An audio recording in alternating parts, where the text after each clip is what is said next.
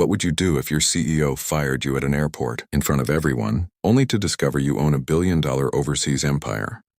In today's incredible story, a hardworking single dad returns from a business trip expecting a welcome home, but instead receives a termination letter at arrivals. The CEO believes she has gotten rid of a useless employee, but she has no idea who he really is. What happens next will leave an entire company shocked and change their future forever. If you enjoy inspiring stories with powerful twists, make sure to like, share, and subscribe to the channel. Now let's get started. The automatic doors of Los Angeles International Airport slid open as travelers streamed through the arrivals terminal. Among them was Daniel Carter, a dedicated operations manager and single father who had spent the last 3 months overseas negotiating business partnerships for Brooks Global Logistics. Carrying a worn travel bag and looking exhausted from the long flight, Daniel smiled when he saw familiar company employees waiting nearby. He expected a brief welcome and perhaps a meeting about the progress he had made abroad. Instead, he noticed CEO Amanda Brooks, standing near the entrance with a cold expression on her face. Without greeting him, Amanda stepped forward and held out a sealed envelope.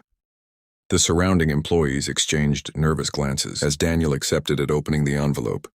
He discovered a termination letter. The words seemed unreal after months of hard work.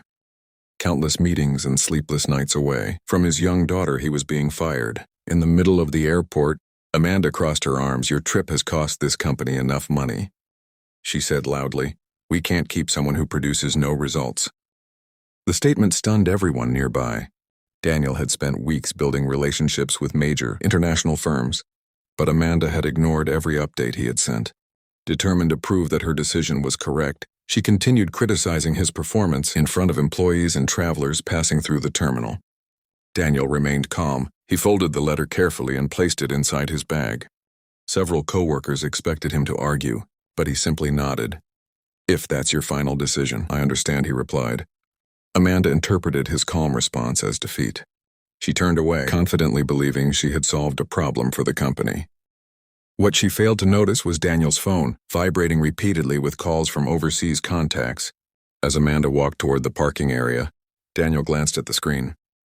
Messages from international executives continued arriving. One after another, the partnerships he had secured abroad were far bigger than anyone at Brooks Global Logistics could imagine, and the truth was about to come to light. Daniel watched Amanda disappear into the crowd before answering the first of many incoming calls.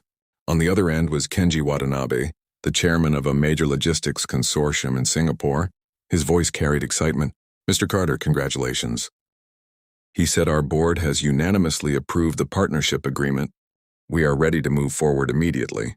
Daniel thanked him and ended the call, only for another one to arrive. Then another within minutes. Executives from Tokyo, Dubai, London, and Seoul were confirming contracts worth hundreds of millions of dollars. The airport terminal suddenly felt much smaller as Daniel stood, surrounded by opportunities that most business leaders could only dream of. Meanwhile, Amanda arrived at company headquarters, feeling satisfied with her decision. She expected praise for cutting what she believed was an unnecessary expense. Instead, she walked into an emergency meeting where senior board members looked alarmed. One director projected a series of reports onto a large screen. "Amanda, we have a serious problem," he said. "Do you know who Daniel Carter really is?" Confused, she shook her head. The director revealed documents showing that Daniel was the majority owner of Carter International Holdings, a vast overseas logistics empire operating ports, warehouses, cargo fleets, and transportation networks across multiple continents. For years, Daniel had kept his ownership private, choosing to work directly in the industry while raising his daughter and understanding businesses from the ground level. Amanda's face turned pale as the scale of her mistake became clear. Then came the final blow. The international partners Daniel had secured overseas announced that future contracts would move through his global network rather than Brooks Global Logistics. Within hours, investors began withdrawing support, and company shares started falling back. At the airport, Daniel stepped into a waiting luxury vehicle sent by overseas partners. As he looked out the window, he thought of his daughter and the future they would build together. The termination letter rested quietly in his bag now, nothing more than a reminder that true value is not always visible at first glance.